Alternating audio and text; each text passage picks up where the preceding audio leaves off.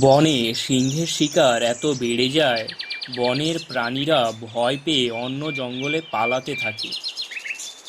কিছু সংখ্যক প্রাণী যারা এখনো জঙ্গলে আছে, তারা সিংহের ভয়ে বনের মধ্যে লুকিয়ে থাকে, বাইরে বেরোনোর সাহস পায় না। এদিকে সিংহের শিকারের পরিমাণ কমতে থাকায় সিংহ রেগে শিয়ালকে ডাক পাঠায়।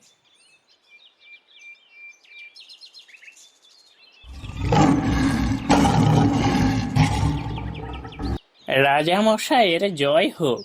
আমার কি সৌভাগ্য, রাজামশাই স্বয়ং আমাকে ডেকে পাঠিয়েছেন। থাক, আর গাছে তুলতে হবে না।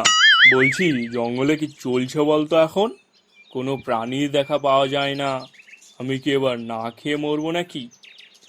বনের পশুদের রসগোল্লার মতো গপাগপ গিলতে থাকলে বনের পশুরা থাকবে কোথায়? পশু পাখিরা তো সবই ভুঁড়িওয়ালা পেটের ভিতরে ঢুকে গেছে। কি বললি? এই রে, খেপেছে বেটা। এবার মনে হয় আমি রসগোল্লা হয়ে ওই ভুঁড়িওয়ালা সিংহের পেটে যাব।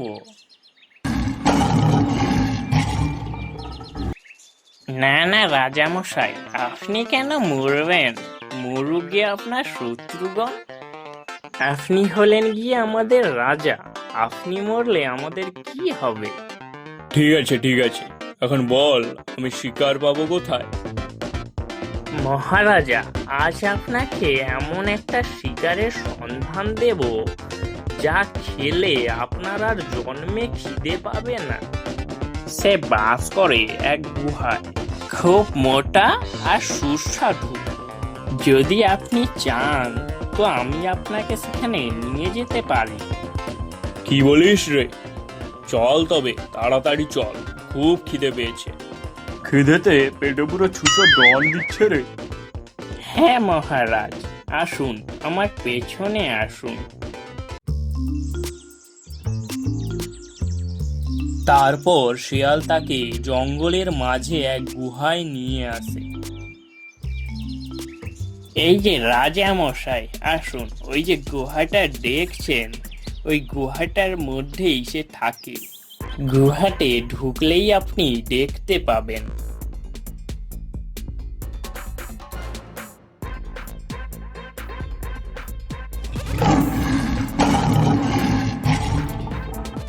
কিন্তু খুব সাবধান, সেজন্য আপনাকে দেখতে না পায়। দেখতে পেলেই পালিয়ে যাবে। ঠিক আছে, আমি তাহলে চুপচাপ ঢুকে ধরে নিয়ে আসি বেটাকে। যা না বেটা, যা, একবার ঢুকলেই মজা বুঝতে পারবি। সিংহ গুহার ভিতরে ঢুকে পড়ে। গুহার ভিতরটা ছিল খুবই অন্ধকার, তাই সে কোনো কিছু দেখতে পাচ্ছিল না। হঠাৎ একটা বিশাল গর্তের মধ্যে সিংহ পড়ে যায়। ওরে বাবা রে, বাঁচা বাঁচা, কে আছিস? শেয়াল ভাই, বাঁচাও আমাকে। হ্যাঁ, বিপদে পড়লেই ভাই, আর অন্য সময় তোকেই খাই। না, এখন আমি যাই ঘর, তুই বেটা সিংহ ওখানেই মর।